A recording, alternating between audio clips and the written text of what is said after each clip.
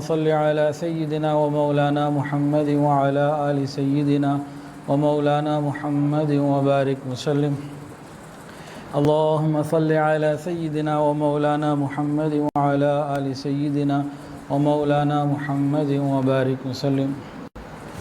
عشرہ مبشرہ ان کا ذکر چل رہا تھا۔ سب سے پہلے حضرت ابوبکر صدیق رضی اللہ تعالیٰ عنہ کا ذکر ہوا، ان کے بعد حضرت عمر فاروق رضی اللہ تعالیٰ عنہ کا ذکر ہوا، اور آج بھی حضرت عمر فاروق رضی اللہ تعالیٰ عنہ کا ذکر ہی ہے۔ اتنی تفصیلات موجود ہیں کہ دل کرتا ہے کہ ایک اور نشست بھی حضرت عمر فاروق رضی اللہ تعالیٰ عنہ کے بارے میں کی جائے، لیکن بہرحال پھر یہ سلسلہ ختم کیسے ہوگا، تو پھر چوتھی کا بھی دل کرے گا، تو آج ذکر کریں گے جتنا ہو جائے گا، باقی پھر انشاءاللہ اگلی بدھ کو حضرت عثمان غنی رضی اللہ تعالیٰ عنہ کے بارے میں بات ہوگی۔ حضرت عمر فاروق رضی اللہ تعالیٰ عنہ ایک جلیل القدر صحابی ہیں اور بڑے باہمت، حق اور باطل میں فرق کر دینے والے فاروق آپ کا لقب ہے، اور آپ کی کرامات بھی بہت ہیں۔ بعض کرامات کا آج ہم ذکر کرتے ہیں، کرامات فاروقی۔ ہواؤں پہ آپ کا حکم چلا، پانی پہ آپ کا حکم چلا، زمین پہ آپ کا حکم چلا، اور آگ پہ بھی آپ کا حکم چلا۔ یہ چار عناصر اربع ہیں، چار عناصر ایسے ہیں، آگ، ہوا، مٹی، پانی، جس سے انسان بنا اور یہ کائنات کا ایک نظام چلتا ہے۔ اللہ رب العزت نے ان چاروں عناصر کے اوپر حضرت عمر فاروق رضی اللہ تعالیٰ کا حکم جاری فرمایا۔ پانی کے اوپر کیسے ہوا؟ عمر ابن عاص رضی اللہ تعالیٰ عنہ فاتح مصر ہیں، بہت بڑے جرنیل ہیں، سپہ سالار ہیں، مصر کو فتح کیا۔ دریائے نیل کہاں ہے؟ مصر میں ہے۔ فتح کے کچھ دنوں کے بعد وہ دریا سوکھ گیا۔ اہل علاقہ آئے، کہنے لگے کہ فلاں تاریخ کو 11ویں یا 12ویں شب کو چاند کی ہم یہ کرتے ہیں، جب یہ سوکھ جاتا ہے نا تو ایک خوبصورت دوشیزہ کو، نوجوان بچی کو اچھی طریقے سے دلہن بنا کے اور تیار کر کے ہم دریا کی بھینٹ چڑھا دیتے ہیں، دریا جاری ہو جاتا ہے۔ تو کہا کہ یہ کرنا پڑے گا ورنہ دریائے نیل میں پانی نہیں آئے گا، اور ہم بہت عرصے سے یہ کر رہے ہیں، ہمارا رواج ہے۔ حضرت عمر ابن عاص رضی اللہ تعالیٰ نے فرمایا کہ اسلام رواج کو توڑنے اور ختم کرنے کے لیے، مٹانے کے لیے آیا ہے، اور یہ تو ویسے بھی کسی کی بے گناہ کی جان لے لینا یہ تو بڑا ظلم ہے، اسلام تو اس چیز کی اجازت نہیں دیتا۔ انہوں نے کہا بھی ٹھیک ہے، بھوکے مریں گے، ٹھیک ہے۔ حضرت عمر ابن عاص رضی اللہ تعالیٰ عنہ نے صورتحال کی اطلاع امیر المؤمنین حضرت عمر فاروق رضی اللہ تعالیٰ عنہ کو لکھ کر کی، مدینہ طیبہ میں ایک قاصد بھیجا اور ساتھ خط بھیجا، مکتوب لیٹر بھیجا۔ حضرت عمر فاروق رضی اللہ عنہ نے جب وہ لیٹر پڑھا تو یہ تو انہوں نے کہا کہ عمر ابن عاص کا فیصلہ تو ٹھیک ہے، ایسا بالکل نہیں کرنا چاہیے، اسلام ایسی کسی جہالت والی بات کی اجازت نہیں دے سکتا۔ اس کے بعد حضرت عمر فاروق رضی اللہ عنہ نے خط لکھا، کس کے نام؟ دریائے نیل کے نام۔ اس میں کیا لکھا کہ عمر جو اللہ کا بندہ ہے، اس کی طرف سے یہ تیرے نام خط ہے، اگر تو اپنی مرضی سے چلتا ہے تو مت چل، تیری ہمیں کوئی ضرورت نہیں، اور اگر تو اللہ رب العزت کی قدرت سے چلتا ہے، رب جبار اور قہار کی مرضی سے چلتا ہے، پھر میں تجھے کہتا ہوں تو چلنا شروع کر دے۔ اللہ اکبر کبیرہ۔ خط لکھ کے دارالحکومت سے کیا جواب آتا ہے؟ دریا نیل تو خوش پڑے، وہ کہتے ہیں بچی اس میں ڈال دو تو پانی آ جائے گا۔ اب جب خط آیا ہے نا تو وہاں کے مقامی لوگ بھی آ گئے کہ جی کیا حکم آیا، تو انہوں نے پڑھ کے سنایا کہ یہ خط ہے، یہ دریائے نیل میں ڈالنا ہے۔ لوگوں نے کہا دیکھو پتہ نہیں سر پھرے ہیں، بیوقوف ہیں، کیا ہے یہ؟ تو تماشا دیکھنے کے لیے لوگ ساتھ ہو گئے۔ حضرت عمر ابن عاص رضی اللہ تعالیٰ عنہ دریائے نیل پر آئے، فاروق اعظم رضی اللہ تعالیٰ عنہ کا خط دریائے نیل میں ڈالا، دریائے نیل کا پانی رواں ہوا، اور آج تک اس کے بعد کبھی دریائے نیل نہیں سوکھا۔ آج بھی دریائے نیل جو بہہ رہا ہے، حضرت عمر فاروق رضی اللہ تعالیٰ عنہ کی کرامت اور عظمت کے پھریرے لہرا رہا ہے اور وہ اس کی شان دکھا رہا ہے۔ تو پانی پہ حکم چلا، آگ پہ چلا۔ آپ کے زمانے خلافت میں ایک آگ نکلی جو مدینہ کی طرف آ رہی تھی۔ آپ نے ایک صحابی کو بھیجا، یوں درے جیسے یہ کپڑا ہوتا ہے نا، ایسے مار مار کے اس کو پیچھے کر دیا، آگ پیچھے چلی گئی۔ ایک مرتبہ زمین ہلی، زلزلہ آیا، زمین پہ پاؤں مارا زور سے کہ رک جا، کیا عمر نے تیرے اوپر عدل قائم نہیں کیا؟ زمین رک گئی، زلزلہ رک گیا۔ اسی طرح ہوا پہ بھی حکم آیا۔ کیا ہوا؟ جمعہ کا دن ہے، حضرت عمر فاروق رضی اللہ تعالیٰ عنہ جمعے میں خطبہ دے رہے ہیں، بیان کر رہے ہیں، صحابہ اور تابعین سامنے بیٹھے ہیں، اور جیسے جمعے کا بیان ہوتا ہے، خطبہ ہوتا ہے، وہ چل رہی ہے بات۔ اچانک دوران خطبہ 3 مرتبہ فرمایا، ساریہ پہاڑ کی طرف، ساریہ پہاڑ کی طرف، اے ساریہ پہاڑ کی طرف، یا ساریۃ الجبل، 3 مرتبہ فرمایا۔ لوگ بڑے حیران پریشان کہ یہ کیا ہو گیا ان کو؟ کسی نے کہا پتہ نہیں مجنون ہو گئے، کیا ہو گیا، کیا کہہ رہے ہیں؟ عبد الرحمن ابن عوف رضی اللہ تعالیٰ نماز کے بعد حاضر ہوئے، کہنے لگے یا امیر المومنین، مسجد میں نہ ساریہ ہے نہ پہاڑ ہے، آپ نے حکم کس کو دیا؟ پھر اور بھی لوگوں نے پوچھا تو انہوں نے فرمایا کہ میں دیکھ رہا تھا کہ ساریہ مشکل میں گھر رہے ہیں اور کافر جو ہے ان کو گھیر کے ختم کر دینا چاہتے ہیں، اور پیچھے پہاڑ کی طرف سے بھی لشکر آ رہا تھا۔ میں نے ان کو کہا ادھر ہو جاؤ تو تم کامیاب ہو جاؤ گے۔ یہاں یہ مدینہ میں بات ہوئی۔ کچھ دنوں کے بعد جب وہاں سے لوگ آئے اور رپورٹیں آئیں، انہوں نے کہا ہم نے فلاں وقت ایران کے اندر نہاوند پہاڑ کے پاس امیر المومنین کی آواز سنی کہ انہوں نے کہا کہ پہاڑ کی طرف ہو جاؤ۔ جو ہم پہاڑ کی طرف ہو گئے، اس وقت ہماری شکست ہو رہی تھی، ہم پریشان تھے، لیکن جیسے ہی بات کو مانا تو ہم نے کافروں کے کشتے کے پشتے لگا دی۔ اس وقت نہ یہ وائرلیس تھا، نہ انٹرنیٹ تھا، کچھ بھی نہیں تھا، تو اللہ تعالیٰ نے ہواؤں کے ذریعے حکم پہنچایا۔ تو ایسے تھے حضرت عمر فاروق رضی اللہ تعالیٰ عنہ۔ ان کے بعد ایک بندہ آیا ایک موقع پہ، ابو القاسم بن بشیران نے اپنی فوائد میں ایک بات لکھی ہے۔ حضرت عبداللہ ابن عمر رضی اللہ عنہ کی زبانی ایک واقعہ لکھا ہے کہ امیر المومنین کے بعد ایک شخص آیا، پوچھا تمہارا نام کیا ہے؟ اس نے کہا چنگاری۔ تمہارے باپ کا نام کیا ہے؟ کہتے شعلہ۔ پھر پوچھا کس قبیلے سے تعلق ہے؟ کہتے میرے قبیلے کا نام ہے آگ۔ پھر پوچھا رہتے کدھر ہو؟ انہوں نے کہا گرمی میں۔ نام چنگاری، اپنا باپ کا نام شعلہ، قبیلے کا نام آگ، اور رہتے ہیں گرمی میں۔ پھر پوچھا کہ بھئی یہ ہے کہاں؟ اس نے کہا بھڑکنے والی جگہ پہ۔ اب یہ ساری باتیں ایسی کی، عمر نے فرمایا کہ جا کے دیکھو تمہارا گھر سب کچھ جل گیا۔ وہ دوڑا پیچھے بھاگا گیا تو پتہ لگا واقعی سب کچھ جل گیا۔ حضرت عمر فاروق رضی اللہ تعالیٰ عنہ کو اللہ نے ایک ایسی عجیب شان دی تھی، ان کے سامنے کوئی جھوٹ بولتا تھا نا، فوراً ان کو اس کی اطلاع اللہ تعالیٰ کی طرف سے پہچان لیتے کہ جھوٹ بول رہے ہیں۔ یہ اللہ نے ان کو کرامت عطا فرمائی تھی۔ ابن سعد میں ایک واقعہ لکھا ہے کہ حضرت عمر رضی اللہ عنہ بیٹھے ہوئے تھے اور صحابہ اور تابعین کچھ حضرات بیٹھے ہوئے تھے۔ ایک قریب سے ایک لونڈی گزری، کنیز گزری۔ کسی نے کہا کن کی کنیز ہے یہ؟ تو کسی اور نے جواب دیا حضرت عمر فاروق رضی اللہ تعالیٰ عنہ کی ہے۔ حضرت عمر نے کہا نہیں، یہ میری نہیں ہے، اللہ کے مال سے یعنی بیت المال سے میرے لیے کنیز رکھنا حلال ہی نہیں، جائز ہی نہیں۔ پھر لوگوں نے پوچھا کہ اللہ کے مال میں سے آپ کے لیے یعنی بیت المال میں سے کیا چیز حلال ہے؟ حضرت عمر نے فرمایا بحیثیت حکمران کہ بیت المال میں سے، قومی خزانے میں سے میں کیا لے سکتا ہوں؟ کہنے لگے ایک جوڑا گرمی کا، ایک سردی کا، حج عمرے کا خرچہ، اور اپنے اہل و عیال کے لیے غذا اتنی جتنی ایک عام قریش کا آدمی کھاتا ہو، ایک عام قریشی۔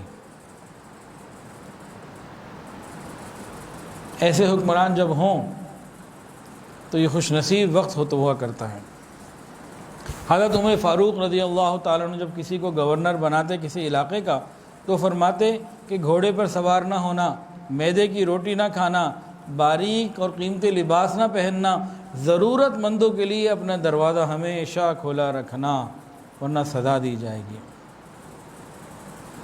ایک مرتبہ صحابہ کرام نے طے کیا کہ حضرت عمر فاروق رضی اللہ عنہ کی جو ہے نا وہ تنخواہ کچھ بڑھا دی جائے، کچھ ان کو کھانے پینے میں آسانی ہو جائے۔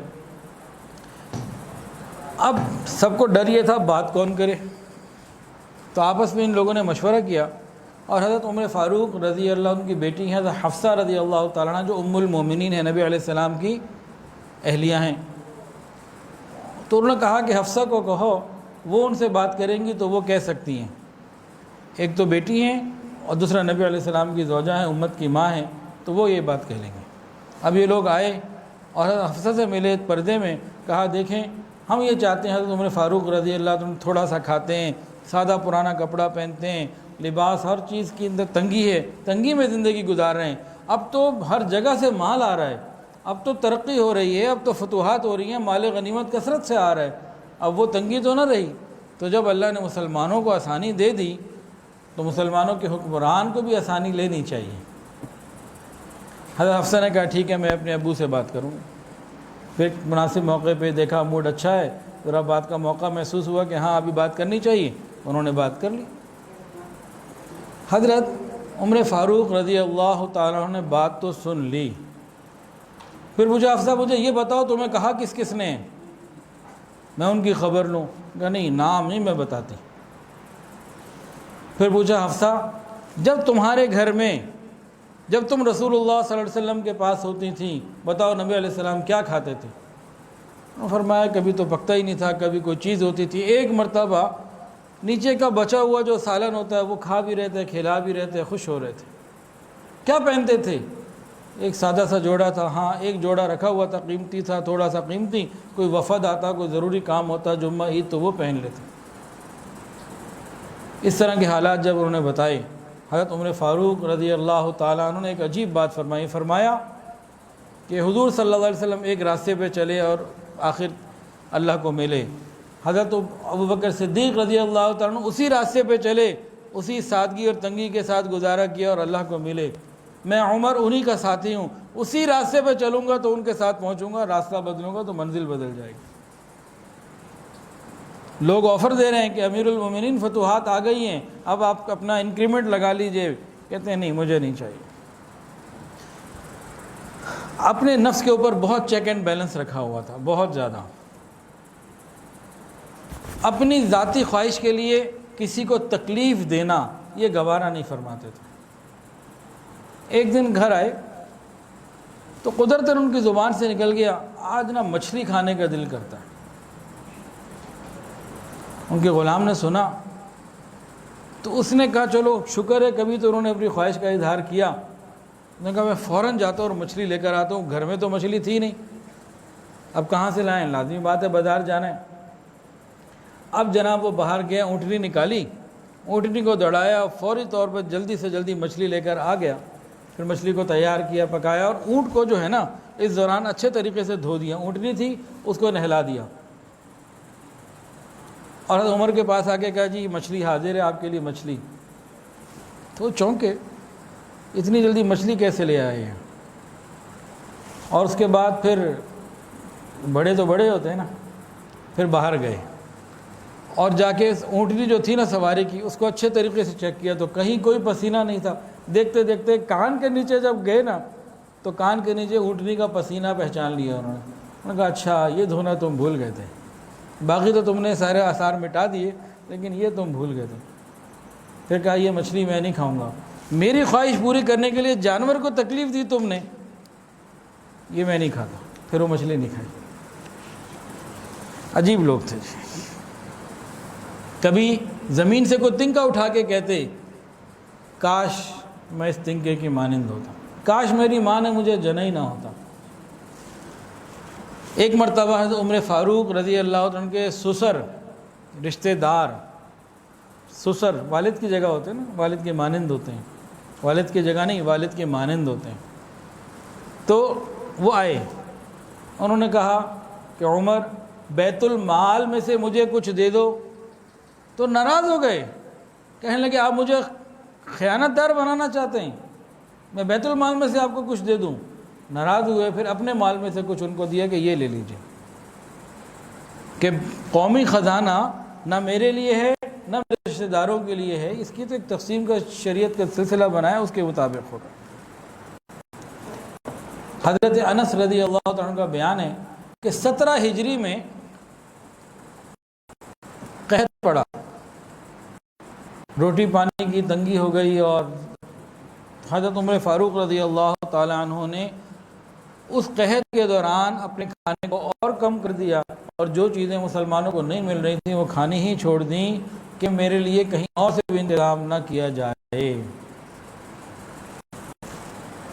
حضرت عبداللہ بن عمر رضی اللہ عنہ فرماتے ہیں کہ جب بھی حضرت عمر فاروق رضی اللہ عنہ کو کسی بات پہ غصہ آتا اور عین غصے کی حالت میں اگر سامنے سے کوئی بندہ اللہ کا ذکر کرتا، قرآن کی آیت پڑھتا، آپ کا غصہ ختم ہو جاتا۔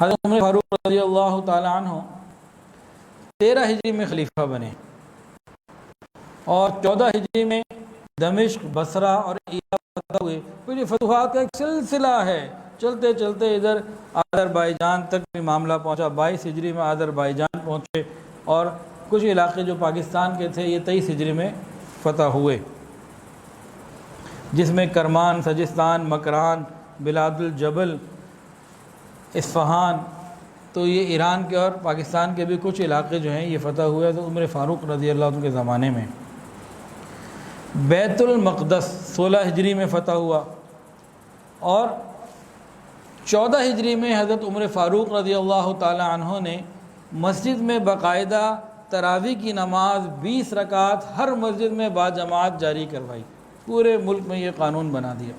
یہ 14 ہجری میں ہوا، آج تک چلتا چلا آ رہا تھا، مکہ میں بھی مدینہ میں بھی، لیکن اب کچھ عرصے سے اس سال بھی ہوا کہ دونوں جگہ 10 تراویحیں ہوئیں۔ حضرت عمر فاروق رضی اللہ عنہ نے جس کام کو شروع کیا تھا 14 ہجری میں، آج اس کو توڑ دیا گیا، ختم کر دیا گیا، 20 تراویح کو وہاں 10 تراویح کر دی گئی۔ اللہ ہماری حفاظت فرمائے، دین کے اندر اتنی خرابیاں پیدا کی جا رہی ہیں۔ 16 ہجری میں حضرت علی رضی اللہ عنہ کے مشورے سے سن ہجری کے اوپر تاریخ کا سلسلہ شروع کیا گیا، اور کاغذات میں تاریخ اور سال لکھنا شروع کر دیا گیا، اس سے پہلے نہیں لکھا جاتا تھا۔ حضرت عمر فاروق رضی اللہ تعالی عنہ نے ایک مرتبہ اپنے لیے ایک دعا کی، وہ دعا کیا تھی؟ اللہ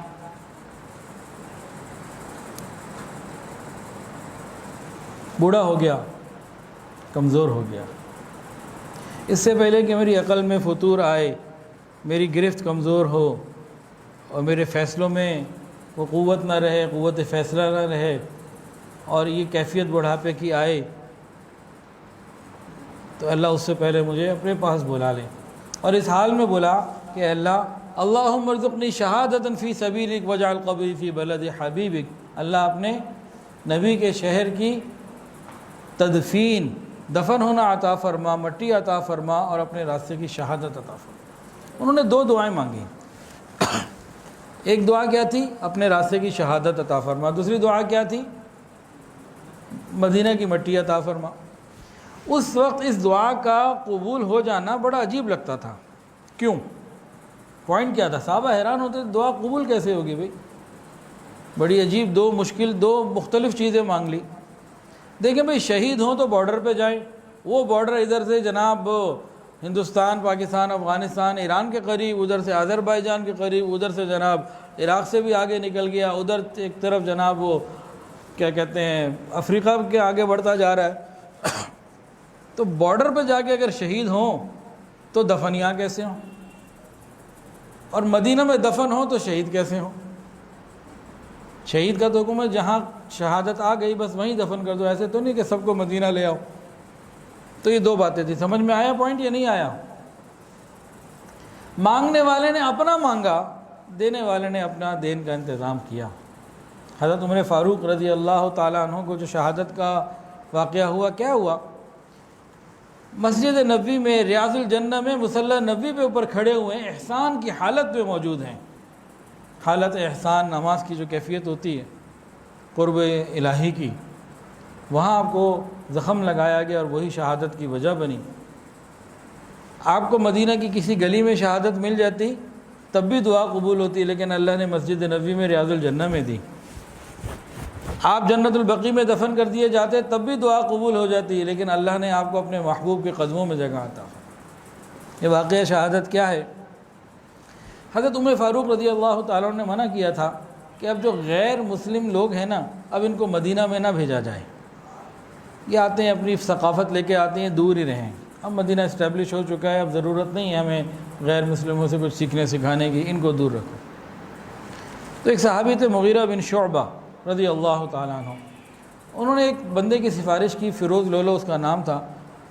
عرض کہ امیر المومنین بڑا کام کا آدمی ہے، لوہار بھی ہے اور کئی قسم کے فن جانتا ہے، تو بڑا اچھا آدمی ہے، اگر یہ مدینہ آئے گا نا تو اہل مدینہ اس سے بڑا اچھا فن سیکھ سکیں گے۔ اچھا بھائی بلا لو، آ گیا۔ اب یہ مغیرہ بن شعبہ نے بھیجا تھا اور یہ غالباً انہی کا غلام بھی تھا، تو اس نے مغیرہ بن شعبہ کی شکایت کی امیر المومنین کو، روز مجھ سے اتنے پیسے لیتے ہیں، کام مزدوری میں کرتا ہوں تو مجھ سے یہ پیسے لیتے ہیں، مجھ سے پیسے زیادہ لیتے ہیں، آپ ذرا مہربانی کروائیں اور کم کروائیں پیسے، وہ زیادہ پیسے لیتے ہیں مجھ سے۔ انہوں نے پوچھا تم کام کیا کرتے ہو؟ یہ اتنا میں زبردست فنکار ہوں۔ مگر نہیں، پھر تو ٹھیک لیتے ہو، پھر تو زیادہ نہیں لیتے، جس اسٹیٹس کے تم آدمی ہو تم سے بہت مناسب لیتے۔ اس کو چڑھ گیا غصہ۔ حضرت عمر نے اس کو کہا دیکھ بھائی، ایک ذرا میرے لیے بھی چکی بنا دے۔ اس نے کہا آپ کے لیے تو میں ایسی چکی بناؤں گا دنیا یاد کرے گی، دنیا دیکھے گی۔ چلا گیا وہاں سے۔ جیسے ہی نکلا حضرت عمر نے کہا کہ یہ مجھے قتل کی دھمکی دے کے گیا۔ لوگوں نے کہا گرفتار کر لیں، انہوں نے کہا کس بات پہ کیا؟ تو کچھ نہیں، ابھی تو اس نے کچھ نہیں کیا۔ خیر اس کے اندر غصہ تھا۔ ایک دن حضرت عمر فاروق رضی اللہ تعالیٰ عنہ مسجد نبوی شریف میں نماز کے لیے تیاریاں کر رہے ہیں اور صف بندی ہو رہی ہے، یہ آگے بڑھا اور حضرت عمر فاروق رضی اللہ عنہ کو زخمی کر دیا، اندر تک چھیل کے رکھ دیا۔ اور جب اور صحابہ آگے بڑھے تو 12-13 صحابہ کو اس نے زخمی کیا، جن میں سے 6 شہید ہو گئے۔ پھر اس کے اوپر ایک کسی نے چادر ڈالی تو پھر اس میں نکل نہیں سکا، پھر اس نے خودکشی کر لی اسی حالت میں۔ پھر حضرت عبد الرحمن ابن عوف رضی اللہ تعالی عنہ نے نماز پڑھائی۔ سورج نکلنے کا وقت قریب ہو رہا تھا، امیر المومنین زخمی موجود ہیں، لیکن انہوں نے مختصر سی نماز پڑھائی۔ یہ نماز کی اہمیت ہے۔ ہم تو جناب ویڈیو گیم کے لیے نماز چھوڑ دیتے ہیں، ہم تو اور کسی غیر ضروری کام کی وجہ سے نماز چھوڑ دیتے ہیں۔ ادھر نماز چھوڑنے کا تصور بھی نہیں تھا۔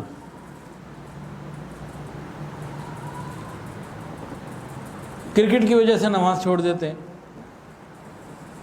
ٹی وی پہ بیٹھے ہوئے ہیں، کوئی میوزک، کوئی گانا، کوئی ایسی چیزیں، نماز چھوڑ دیتے ہیں۔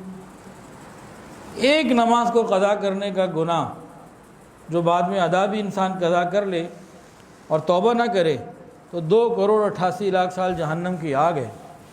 ہمیں پرواہ کوئی نہیں، ادھر سے سنتے ادھر سے نکال دیتے ہیں، ٹینشن ہی کوئی نہیں۔ یہ تو اس وقت معلوم ہوگا جب یہ روح اندر سے نکل جائے گی۔ ایک جنازہ پڑھنے کا مجھے موقع ملا، نماز جنازہ میں جب میں حاضر ہوا تو وہاں پہ لوگوں نے بڑی عجیب سی بات بتائی، اللہ ہماری حفاظت فرمائے۔ انہوں نے بتایا کہ خاتون کا انتقال گھر کے کمرے کے اندر ہو گیا، دروازہ اندر سے لاک تھا، کسی کو اطلاع نہیں ہوئی۔ 1 دن 1.5 دن گزر گیا، حتیٰ کہ بدبو آئی، ارد گرد پھیلی، گھر میں اکیلی تھیں، تو پھر جا کے لوگوں کو پتہ لگا اور پھر دروازے کو توڑا گیا اور پھر اندر سے اس کی لاش نکالی گئی۔ تو بدبو ہی بدبو تھی، کوئی قریب نہیں ہو پا رہا تھا اور جسم گل گیا۔ پھر مفتی حضرات سے پوچھا گیا کہ بھی کیا کریں، غسل تو دیا نہیں جا سکتا، نہ صابن لگا سکتے، کچھ بھی نہیں کر سکتے، جسم کی حالت بہت خراب ہے۔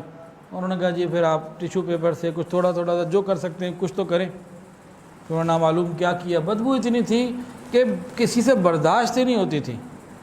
پھر ان لوگوں نے اسپیشل ایک تابوت خریدا اس تابوت کے اندر اس کو بالکل سیل کر دیا، پھر نماز جنازہ ہوئی۔ اس جسم کا تو یہ حال قبر کے اندر جا کے بھی ہو سکتا ہے۔ ہم کیوں اپنے جسم کو سزا کے لیے تیار کر رہے ہیں؟ جو آدمی نماز نہیں پڑھ رہا نا، گویا وہ عملاً یہ کہہ رہے ہاں میں جناب کوئی بات نہیں، ہر نماز کے بدلے 2,88,00,000 سال جہنم کے لیے تیار ہوں، 10 منٹ یہاں بڑا مشکل ہے مجھے نا، کیونکہ یہاں مجھے وضو کرنا پڑے گا، اٹھنا پڑے گا، کھڑا ہوں گا، نماز پڑھوں گا، اتنی فکر کرنی پڑے گی۔ وہاں تو مجھے تو کچھ نہیں کرنا نا، میں تو میرا روز بنتا رہے گا، مجھے تو کچھ نہیں کرنا، جو کرنا ہے جہنم کی آگ نے کرنا ہے، فرشتوں نے کرنا ہے، میں نے کیا کرنا ہے؟ تو یہاں ہم سے 10-15 منٹ لگا کے نماز نہیں پڑھی جاتی۔ ادھر عمر فاروق رضی اللہ عنہ زخمی ہیں اور صحابہ کرام نماز پوری کر رہے ہیں کہ نہیں نماز ضروری ہے۔ اللہ اکبر کبیرہ۔ نماز کے بعد ان کو پھر گھر لے جایا گیا، دوائی دی، دودھ وغیرہ دیا، وہ جناب خون کے راستے سے مطلب جسم سے خارج ہو گیا، زخموں کی طرف سے باہر نکل آیا۔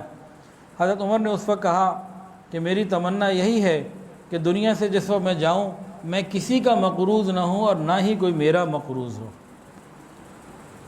حضرت عمر فاروق رضی اللہ عنہ کی اس وقت کسی نے تعریف کی، کہا کہ اللہ کی قسم میرے پاس سونے کے پہاڑ بھی ہوتے تو اللہ کے سامنے حاضر ہونے سے پہلے میں اس کو صدقہ دے دیتا، اللہ مہربانی فرماتا۔ حضرت صہیب رضی اللہ تعالی عنہ نے ان کی نماز جنازہ ادا کی۔ جب آخری وقت تھا تو انہوں نے جب زخم لگ گیا پوچھا کس نے مجھ پہ حملہ کیا؟ لوگوں نے کہا مجوسی تھا، فیروز لولو یہ مجوسی تھا۔ تو انہوں نے کہا اللہ کا شکر ہے کہ میرا قاتل مسلمان نہیں۔ اس کے بعد اپنے بیٹے عبداللہ کو بلایا، پوچھا بیٹا میں کتنے پیسوں کا مقروض ہوں؟ بیٹے نے کھاتا دیکھ کے بتایا 86,000 86,000 کے مقروض ہیں۔ یہاں سے کیا معلوم ہوا؟ لکھنا، لین دین کا لکھنا یہ ضروری ہے، کس وقت موت آ جائے۔ بیٹے نے کہا ابا جان آپ 86,000 کے مقروض ہیں۔ انہوں نے فرمایا بیٹا میری فلاں پراپرٹیز جو زمین ہے اس کو بیچ کر میرا قرضہ ادا کر دینا، اگر اس کو بیچ کر میرا قرضہ ادا ہو جائے تو بہت اچھا، اگر اس سے قرضہ ادا نہ ہو سکا تو قریش والوں سے کہنا کہ عمر کا قرضہ اتنا باقی رہ گیا، عمر کے لیے کچھ مہربانی کرو، اس کا قرضہ ادا کروا دو۔ اللہ اکبر کبیرہ۔ ہمیں کبھی فکر رہی اپنے قرضے کی؟ جو دکاندار لوگ ہیں، کاروباری لوگ ہیں، جس کا جتنا بڑا کاروبار اتنے بڑے لین دین، جو آپ کو بڑی بڑی فیکٹریاں اور بڑی بڑی ملیں اور بڑے بڑے کاروباری لوگ نظر آتے نا، یہ بڑے بوجھ والے ہوتے ہیں، بڑے مال والے نہیں ہوتے، یہ بڑا بوجھ ہوتا ہے ان کے سروں کے اوپر، کروڑوں لینے بھی ہوتے ہیں، کروڑوں دینے بھی ہوتے ہیں۔ اور مقروض کی نماز جنازہ تو نبی علیہ السلام نے نہیں پڑھائی۔ قبر میں مغفرت کا فیصلہ اٹک جاتا ہے جب تک قرضہ ادا نہ ہو۔ تو ہم میں سے ہر ایک کو چاہیے اگر وہ کسی کا مقروض ہے تو دنیا میں ادا کرے، نہیں تو کم سے کم اس کے پاس اتنی کوئی پراپرٹی کوئی چیز ہونی چاہیے اور پیچھے کسی کو ذمہ دار بھی بنائے کہ بھی میرا قرضہ ادا کر دینا، یہ جگہ بیچ کے ادا کر دینا۔ یہ صحابہ کرام کی سنت ہے، ہمیں اس پہ عمل پیرا ہونے کی ضرورت ہے مغفرت اپنی کروانے کے لیے۔ اس کے بعد اپنے بیٹے کو کہا کہ مجھے جلدی لے جانا، مجھے جلدی لے جانا، مجھے جلدی لے جانا، بار بار کہا، بار بار کہا۔ بیٹے نے کہا ابا جان آپ کو جلدی لے جائیں گے، آخر آپ اتنی جلدی کیوں کر رہے ہیں؟ آخر کیا ہوا آپ کو لے جائیں گے؟ تو چند باتیں اس وقت ارشاد فرمائیں۔ فرمایا میرے کفن دفن میں فضول خرچی مت کرنا کہ جی بڑا قیمتی کفن ہے، اس پہ کلمے بھی لکھے ہوئے ہیں، اس پہ ڈیزائن اور بڑی قیمتی چادریں اور بڑے جناب اہتمام ہیں، نہ ایسا کچھ مت کرنا۔ کہا کہ اگر اللہ کو میرے کچھ کام پسند اگر آ گئے ہوں گے تو وہ مجھے جو کچھ دے گا وہ بہت کافی، اگر کوئی کام میرا پسند نہ آیا تو تم جو مرضی کر لو، سب دھرے کا دھرا رہ جائے گا، چھین لیا جائے گا، تو جو چیز مجھ سے چھین لی جائے گی اس پہ زیادہ مال مت خرچ کرنا۔ پھر فرمایا بیٹا میری قبر لمبی چوڑی مت بنانا، اگر میرے عمل اللہ کو پسند آ گئے وہ میری قبر کو خود ہی وسعت دے دے گا، اور اگر میرے عمل اللہ کو پسند نہ آئے تو وہ میری قبر کو اتنا تنگ کر دے گا کہ ایک پسلی دوسری پسلی کے اندر چلی جائے گی، تمہارا قبر کا باہر سے لمبا چوڑا بنا دینا میرے کسی کام کا نہیں۔ پھر فرمایا کہ میرے جنازے کے پیچھے کوئی عورت، میرے جنازے کے ساتھ کوئی عورت نہ چلے، اور پھر فرمایا کہ جو صفات میرے اندر نہیں ہیں وہ مت بیان کیا کرنا، کہ اللہ وہ جانتا ہے میں کیسا ہوں۔ اور پھر فرمایا کہ میرا جنازہ جلدی سے جلدی فوراً روانہ کرنا۔ بار بار کہا، بیٹا نے کہا ابا جان جلدی لے جائیں گے، لیکن کیوں آپ بار بار کہہ رہے ہیں؟ تو کہنے لگے کہ اگر میں اللہ کے نزدیک اچھا ہوں مجھے میرے اچھے مقام تک جلدی پہنچا دینا، اور اگر میں برا ہوں تو اپنا بوجھ جلدی اتار دینا۔ حضرت عمر فاروق رضی اللہ عنہ کی باتیں اپنے بارے میں، ہم نے تو اپنے بارے میں کبھی ایسی بات کو بھی سوچی بھی نہیں۔ اور بھی کچھ کہا، عبداللہ ابن عمر کو کہا اپنے بیٹے کو، جاؤ امی عائشہ سے کہنا کہ میں اپنے ساتھیوں کے ساتھ دفن ہونے کی اجازت چاہتا ہوں، اگر آپ اجازت دے دیں تو میں یہاں دفن ہونا چاہتا ہوں۔ اور کہا دیکھو اگر خوشی سے اجازت دے دیں تو مجھے وہاں دفن کر دینا، ورنہ بقیع لے جانا، تو کوئی زبردستی مت کرنا ان کے ساتھ، اصرار تاکید مت کرنا۔ انہوں نے کہا جی ٹھیک ہے۔ اب وہ آئے، روتے ہوئے کہا ام المؤمنین میرے والد کی طبیعت ایسی ہے کہ آخری موقع ہے، اور انہوں نے فرمایا ہے کہ آپ مجھے یہاں دفن ہونے کی اجازت دے دیں، میں اپنے ساتھیوں کے ساتھ آنا چاہتا ہوں۔ امی عائشہ صدیقہ رضی اللہ تعالیٰ عنہا پردے میں تھیں، انہوں نے بھی روتے ہوئے جواب دیا، کہنے لگی عبداللہ یہ جگہ تو میں نے اپنے لیے پسند کی تھی، ایک میرا باپ ایک میرا خاوند، میں نے تو اپنے لیے جگہ پسند کی تھی، اپنے لیے رکھی ہوئی تھی، لیکن عمر کو میں اپنے اوپر ترجیح دیتی ہوں، اگر عمر نے مانگ ہی لیا ہے تو عمر کو میں اپنے اوپر ترجیح دیتی ہوں، اجازت ہے لے آؤ۔ یہ خوشی خوشی گئے اپنے والد کے پاس، جا کے کہا ابا حضور امی عائشہ نے اجازت دے دی ہے۔ حضرت عمر نے کیا کہا، دیکھو ہو سکتا ہے میرے شرم میں اجازت دی ہو، حیات میں تو شرم ہوتی ہے نا سامنے کی، ہو سکتا ہے میری شرم میں اجازت دے دی ہو، دل سے نہ دی ہو، جب میں مر جاؤں میرا جنازہ باہر رکھ دینا اور وہاں سے پھر اجازت طلب کرنا، اجازت مل جائے تو اندر لے جانا ورنہ بقیع میں لے جانا، کہ اپنی پوزیشن کا کوئی فائدہ نہ اٹھایا بندہ۔ تو بہرحال حضرت عمر فاروق رضی اللہ عنہ کی تدفین نبی علیہ الصلوۃ والسلام اور حضرت ابوبکر صدیق رضی اللہ تعالیٰ عنہ کے ساتھ کی گئی۔ کیا اسے کہتے ہیں، پہنچی وہیں پہ خاک جہاں کا خمیر تھا، پہنچی وہیں پہ خاک جہاں کا خمیر تھا۔ وہ کیسا خمیر ہوگا جس سے نبی علیہ الصلوۃ والسلام کو بنایا گیا؟ پھر ابوبکر، نبی علیہ حدیث کے اندر آتا ہے نا کہ مٹی لی گئی مجھے بنایا گیا، کچھ مٹی بچ گئی اس سے ابوبکر کو بنایا گیا، اور مٹی بچ گئی تھی عمر کو بنایا گیا۔ حضرت عمر فاروق رضی اللہ تعالی عنہ وہ پہلی شخصیت ہے جنہیں امیر المؤمنین کہا گیا۔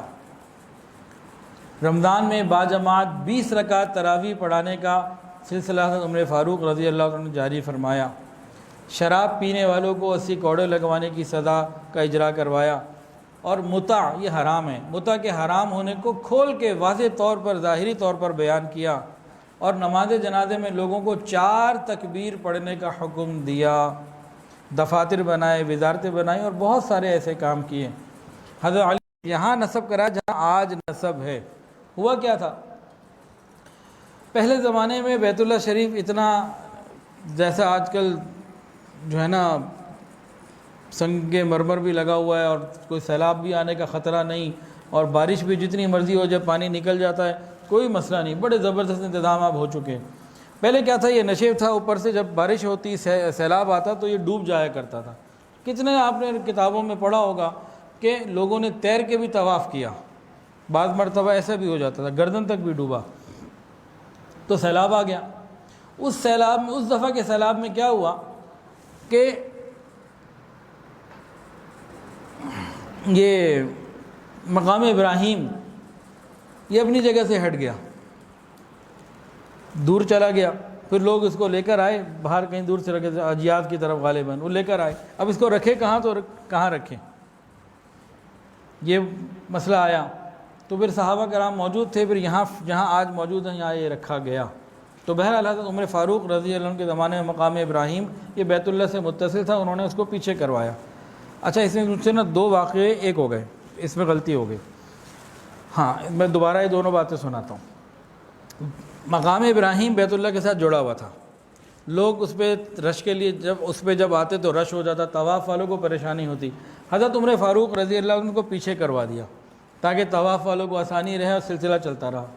اب یہ پیچھے جہاں آج فٹ ہے نا، یہاں کس سے فٹ کیا؟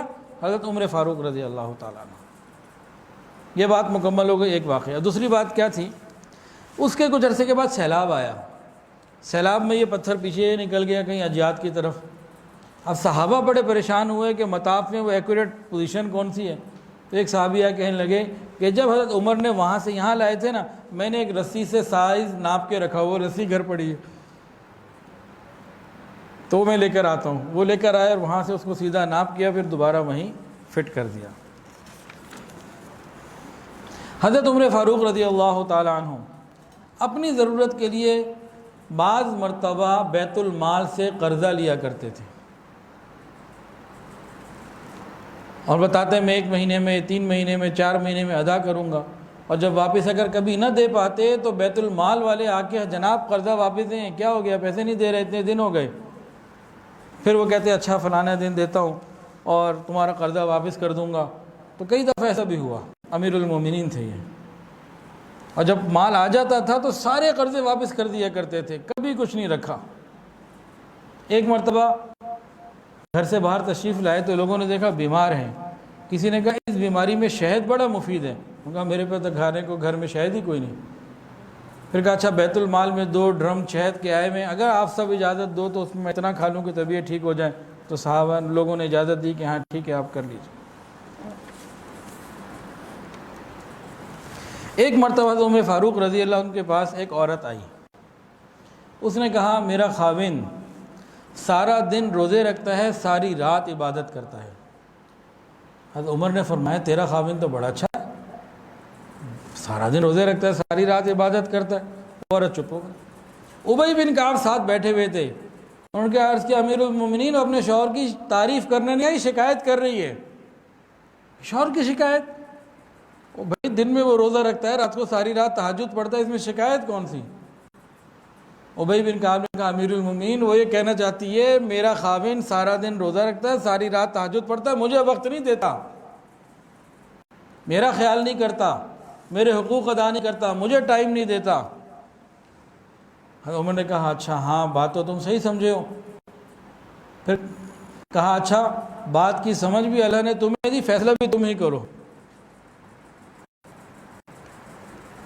اب حضرت ابی بن کعب رضی اللہ عنہ نے فیصلہ دیا، کہا کہ اللہ نے ایک مرد کو 4 شادیوں کی اجازت دی ہے اور اس کے خاوند کو حکم دیا 3 راتیں تم عبادت کرتے رہو، تمہاری ایک بیوی ہے نا، 3 راتیں تم عبادت کرتے رہو، ہر 4 میں سے 1 رات اس کو ضرور دینی ہے۔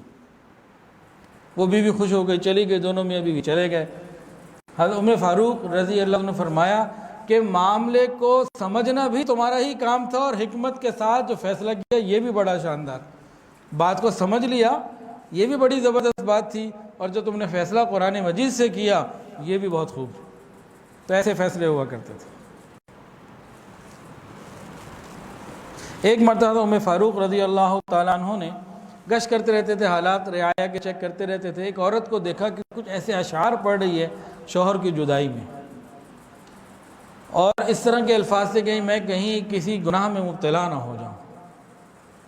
حالات معلوم کیے تو پتہ یہ لگا کہ اس کا خاوند جہاد پہ گیا ہوا ہے۔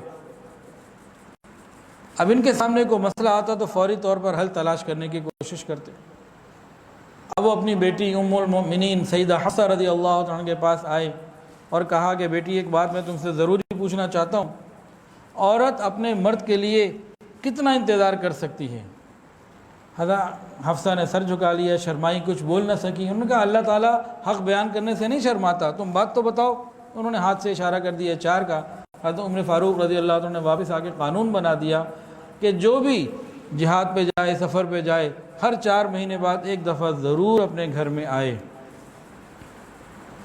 اور بیگم کے حقوق ادا کرے، گھر والوں کے حقوق ادا کرے۔ قیامت کے دن پوچھو گی۔ ایک مرتبہ نا ایک صحابی اپنی بیوی سے بڑا تنگ تھے. سارے مسکرا کیوں رہے؟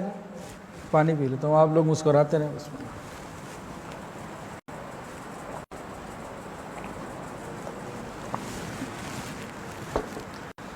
اپنی بیگم سے بڑا تنگ تھے.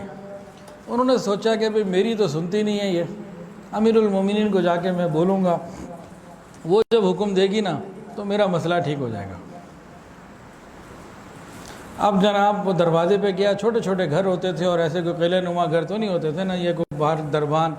دروازے پہ جیسے صحابی پہنچے، اپنی بیوی کی دل میں شکایت لے کے کہ جا کے امیر المومنین سے اپنے گھر کا مسئلہ حل کراؤں. اب جب دیکھا تو حضرت عمر ہیں، ان کی بیوی انہی کو برا بھلا کہہ رہی ہے، کچھ الٹا سیدھا بول رہی ہے. سنتے جا رہے ہیں، چپ ہے کہ میں اپنی شکایت لے کر آیا ہوں، ادھر تو معاملہ مجھ سے بھی زیادہ تو کچھ تیز لگ رہا ہے. اب حضرت عمر باہر آئے. السلام علیکم. وعلیکم السلام. جی اب چپ کہ میں کیا شکایت کروں؟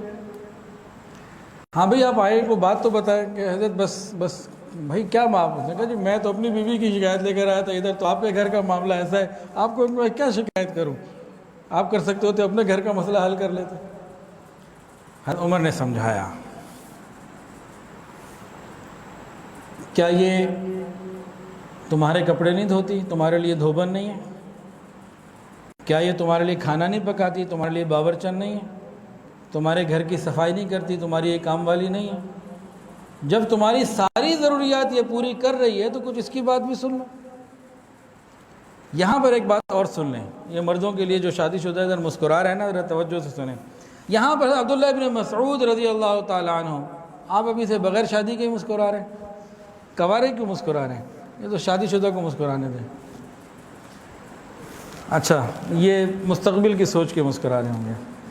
یہاں پہ کیا ہوا؟ عبداللہ ابن مسعود رضی اللہ تعالیٰ عنہ انہوں نے کہا امیر المومنین آپ جانتے ہیں نا حضرت ابراہیم علیہ السلام نے اپنی بیوی سارہ کی شکایت اللہ سے کی تھی کہ اس کے مزاج سے مجھے تکلیف ہوتی ہے، تو اللہ تعالیٰ نے ان کو فرمایا تھا کہ ابراہیم صبر کرو، یہ ٹیڑھی پسلی سے پیدا کی گئی ہے، اس کے ساتھ گزارا کرو. ہاں دین کے کاموں میں اگر یہ مخالف ہو، بے حیائی کی طرف کہیں بڑھے، پھر تو ٹھیک ہے تم کوئی سزا دو، کوئی بات کرو، ورنہ پھر گزارا کرو. دیکھیں بات کہاں تک پہنچی، اپنی بیوی سے حضرت ان صحابی کی بیوی تک، پھر وہاں سے حضرت عمر رضی اللہ عنہ کی بیوی تک، اور وہاں سے حضرت ابراہیم علیہ السلام تک پہنچا سلسلہ. تو سیدھی سیدھی بات ہے بھائی، بندے بن کے رہو. صحیح نا؟ یہ مردوں کو اپنی میں بات بتا رہا ہوں، کوئی حدیث سنا نہیں رہا.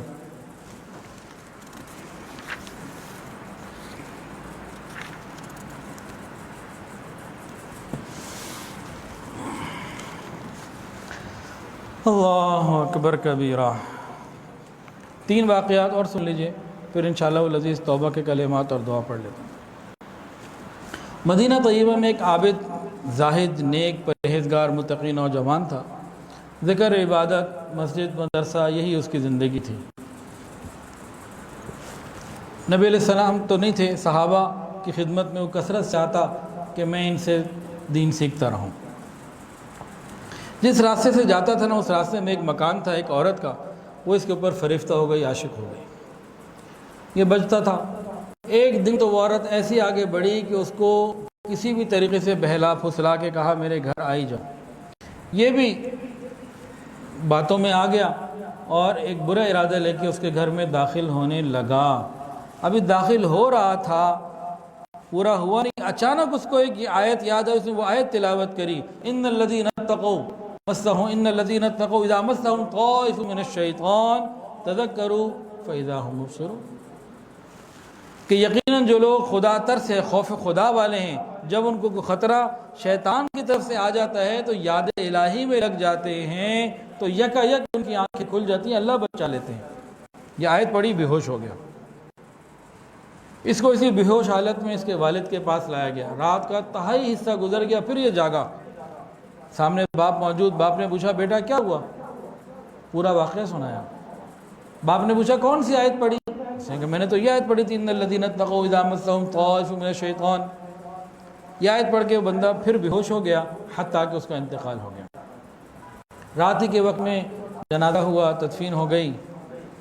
حضرت عمر فاروق رضی اللہ تعالیٰ عنہ کو صبح خبر ملی آپ اس کے والد کے پاس آئے، تعزیت کی، پھر اس کی قبر میں گئے، اور قبر پہ کھڑے ہو کے فاروق اعظم رضی اللہ تعالی عنہ نے اس نوجوان سے کہا، اے فلاں، وَلِمَنْ خَافَ مَقَامَ رَبِّهِ جَنَّتَانِ، اس کو مخاطب کر کے کہا، اے فلاں، وَلِمَنْ خَافَ مَقَامَ رَبِّهِ جَنَّتَانِ، جو شخص اپنے رب کے سامنے کھڑے ہونے سے ڈرتا ہے اس کے لیے 2 باغ ہیں۔ اس نوجوان نے قبر کے اندر سے جواب دیا، اے عمر، میرے رب نے مجھے جنت میں 2 باغ دے دیے، امیر المومنین، میرے رب نے مجھے جنت میں 2 باغ دے دیے۔ 2 مرتبہ اس نے کہا۔ یہ آپ کی کرامت تھی۔ یہاں سے کیا میسج مل رہا ہے؟ ہمیں کوئی مرد ہو یا عورت گناہ کی دعوت دے، واٹس ایپ پہ دے، انٹرنیٹ پہ دے، ٹویٹر پہ دے، سوشل میڈیا کے کسی طریقے سے دے، ڈائریکٹ دے، کہیں پہ دے، ہم خوف خدا کی وجہ سے گناہوں سے بچ جائیں تو وَلِمَنْ خَافَ مَقَامَ رَبِّهِ جَنَّتَانِ، 2 جنت کے 2 باغ ہمارے لیے ہوں۔ دنیا میں گناہ کر لینا چند منٹوں کی، چند گھنٹوں کی مزے ہیں، لمحوں نے خطائیں کی، صدیوں نے سزائیں پائیں۔ دنیا میں جو شخص زنا کرتا ہے اس کی سزا بڑی سخت ہوتی ہے۔ ایک پورا بیان ہے میرا الحمدللہ بدکاری کے نقصانات، اور ایک ایک فعل کے اوپر اس پہ پکڑ کیا ہوتی ہے، ایسی ایسی خوفناک سزائیں۔ اللہ ہماری حفاظت فرمائے۔ حضرت عمر فاروق رضی اللہ تعالیٰ عنہ صحابہ کے ساتھ بیٹھے ہوئے تھے، اور آپ ایک دیوار کے ساتھ ٹیک لگائے ہوئے تھے، بات چیت چل رہی تھی اور بڑی عمدہ گفتگو تھی۔ صحابہ کی گفتگو ہوتی ہی عمدہ تھی۔ صحابہ کرام ہمیشہ اپنے بارے میں فکر مند رہتے تھے، دوسروں کے بارے میں نہیں۔ جو صحابی نبی علیہ السلام کے پاس آئیے پوچھتے تھے، میں جنت میں جانا چاہتا ہوں، یا میری یہ پریشانی، یا یہ میرا مسئلہ۔ آج ہم علماء کے پاس جاتے ہیں، اس نے ایسے کیوں کیا، اس نے اپنے بارے میں کچھ نہیں پوچھتے۔ یہ بہت بڑا چینج آ گیا ہے، اس لیے ہم تباہ ہو رہے ہیں۔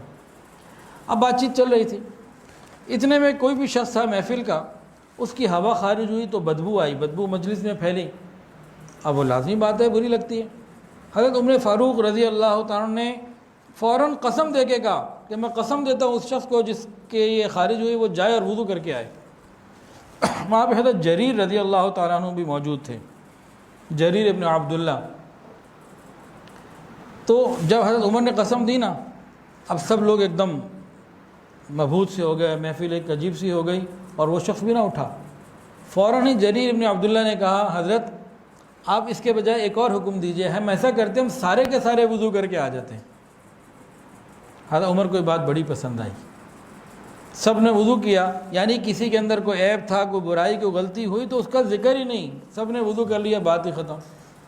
تو صحابہ کرام کی ایک یہ بھی شان تھی کہ کسی کے عیب کو چھپانے کی فکر کیا کرتے تھے۔ اب ایک آخری واقعہ تو اتنے ہیں کہ میرا دل تو یہ کر رہا ہے کہ اگلی جو ہے نا وہ بدھ کو بھی یہی باتیں ہوں، لیکن بہرحال آگے بھی ہم نے چلنا ہے، تو اس لیے اگلی بدھ کو سیدنا عمر عثمان غنی رضی اللہ عنہ کی بات ہوگی۔ حضرت عمر فاروق رضی اللہ تعالی عنہ گشت کرتے رہتے تھے راتوں کو۔ تو ایک جگہ گشت کر رہے تھے، اپنے غلام اسلم کے ساتھ تھے، تو اندر ایک سے آواز آئی۔ ایک آواز نے دوسری کو کہا، ایک عورت نے دوسری کو کہا، بیٹی دودھ میں پانی ملا دیں۔ تو بیٹی نے کہا، اماں امیر المومنین نے منع کیا ہوا۔ تو ماں نے کہا، امیر المومنین کو کیا خبر، وہ کیا دیکھ رہا ہے، ملا دے پانی۔ کہا اگر امیر المومنین دیکھ تو نہیں رہے لیکن اللہ تو دیکھ رہا ہے نا، اللہ کدھر گیا؟ حضرت عمر نے جب باتیں سنی نا، غلام کو کہا، اس دروازے کو، اس چیزوں کو یاد رکھنا۔ تو واپس آ گئے، اس کو کہا ذرا اچھی طرح دیکھ لو، دوبارہ اگر یہاں آنا پڑے تو آ سکو۔ اب گھر چلے گئے، صبح اس کو بھیجا، جاؤ اس گھر میں حالات لے کر آؤ کہ کتنے افراد ہیں۔ وہ جو غلام اسلم تھے وہ گئے اور آ کے کہا کہ اس گھر میں مرد کوئی نہیں ہے، ایک ماں، ایک بیٹی اور کوئی بھی نہیں۔ اب حضرت عمر فاروق رضی اللہ تعالیٰ نے اپنے بیٹوں کو بلایا، تینوں بیٹے اس سے جو قریب تھے وہ آ گئے۔ کہا دیکھو اس بچی سے میں چاہتا ہوں کہ یہ گھر میں آئے، اگر میرے اندر نکاح کی قدرت ہوتی، قوت ہوتی تو پھر تم تک یہ بات ہی نہ پہنچتی، میں سبقت لے جاتا اور یہ کر چکا ہوتا، لیکن اب میں تو قوت نہیں رکھتا، تم میں سے کون ہے جو یہ کرنا چاہتا ہے؟ تو حضرت عبداللہ ابن عمر نے بھی کہا کہ میری بیوی، عبد الرحمن نے بھی کہا کہ میری بیوی ہے، میں ابھی اور نہیں کرنا چاہ رہا۔ حضرت عاصم رضی اللہ عنہ نے کہا کہ امیر المومنین میں کرنا چاہتا ہوں، آپ کروا دیجئے ابا جان۔ فوراً پیغام بھیجا، اور اس خوف خدا والی بچی کی شادی کس سے ہوئی؟ حضرت عمر فاروق رضی اللہ تعالیٰ عنہ کے بیٹے حضرت عاصم رضی اللہ تعالیٰ عنہ سے۔ اور یہ عاصم کون ہیں؟ اس بچی کے شوہر ہیں۔ اس بچی سے ایک بیٹا پیدا ہوا، ان کا نام کیا ہے؟ حضرت عمر ابن عبدالعزیز رحمۃ اللہ علیہ۔ یعنی حضرت عاصم کون ہوئے؟ عمر ابن عبدالعزیز کے نانا ہوئے نا، والد۔ پھر بیٹی کی بیٹی ہوں گی۔ تو بہرحال اس طریقے سے سلسلہ آگے چلا کہ حضرت عمر فاروق رضی اللہ تعالیٰ عنہ نے اپنے بیٹے حضرت عاصم کے لیے جو لڑکی پسند کی، کس بنیاد پہ پسند کی؟ ہم بھی تو اپنے لیے بیوی تلاش کرتے ہیں یا اپنے بیٹیوں کے لیے بہو تلاش کرتے ہیں، تو گھر میں شادی کے لیے ایسی خوف خدا والی بچیاں اگر آئیں گی تو نسلوں میں پھر اچھے لوگ آئیں گے۔ اللہ تعالیٰ سے دعا ہے اللہ تعالیٰ ہمیں صحابہ کرام کی سیرت پر عمل کرنے کی توفیق عطا فرمائے۔ وآخر دعوانا ان الحمد للہ رب العالمین۔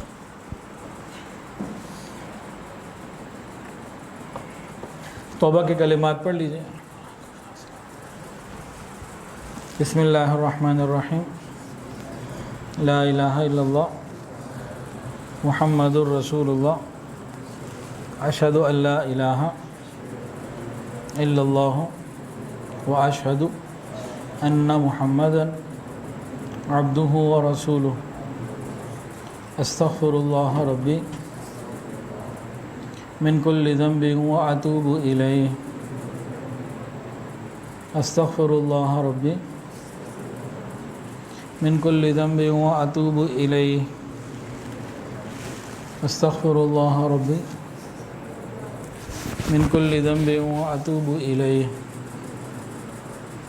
برحمتک یا ارحم الراحمین۔ تھوڑی دیر کے لیے مراقبہ کر لیجئے، آنکھوں کو بند کر لیجئے، سروں کو جھکا لیجئے، یہ خیال کر کے بیٹھیے کہ اللہ کی رحمت آ رہی ہے، میرے دل میں سما رہی ہے، اور میرا دل کہہ رہا ہے اللہ اللہ اللہ۔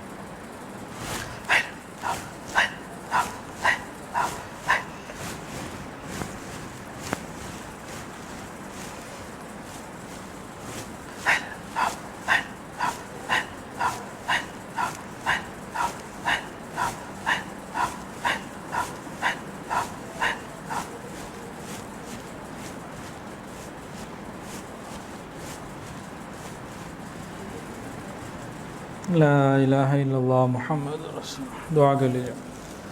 الحمدللہ رب العالمین، الحمدللہ رب العالمین، الحمدللہ رب العالمین، وصلی اللہ علی النبی الامی الکریم۔ ربنا ظلمنا انفسنا وان لم تغفر لنا وترحمنا لنکونن من الخاسرین۔ اللہ ہم آپ کے عاجز مسکین بندے ہیں، اللہ ظاہر میں بندے، حقیقت میں نہایت ہی گندے ہیں۔ یا اللہ ہمارے دلوں کی گندگیوں کو دور فرما، ہمارے سینوں کو اپنے نور سے منور فرما، ہمارے دلوں کو اپنی یاد سے آباد فرما۔ رب کریم سینوں کو اپنی محبت سے لبریز فرما، خطاؤں سے درگزر فرما، عیبوں کی پردہ پوشی فرما، اپنی رحمتوں کی پشت پناہی نصیب فرما۔ یا اللہ صحابہ کرام سے سچی محبت عطا فرما، ان کے طریقے پر ہم سب کو چلنے کی توفیق عطا فرما۔ یا اللہ تمام حاضرین کی تمام دلی نیک جائز حاجات کو پورا فرما۔ یا اللہ جو مانگا عطا فرما، جو مانگنا چاہیے تھا نہیں مانگ پائے وہ بھی عطا فرما۔ رب کریم اپنی شان کے مطابق عطا فرما، ہماری دعاؤں کو اپنی بارگاہ میں قبول فرما۔ وصلی اللہ تعالی علی خیر خلقہ سیدنا و مولانا۔ یا الہ العالمین ہیڈ آفس کی جو تعمیرات شروع ہو چکی ہیں، اللہ اپنی رحمت سے ان کو مکمل فرما۔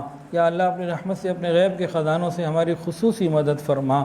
وصلی اللہ تعالی علی خیر خلقہ سیدنا و مولانا محمد وعلی آلہ واصحابہ واہل بیتہ اجمعین، آمین یا رب العالمین، آمین برحمتک۔ درس قرآن.com www.درسقرآن.com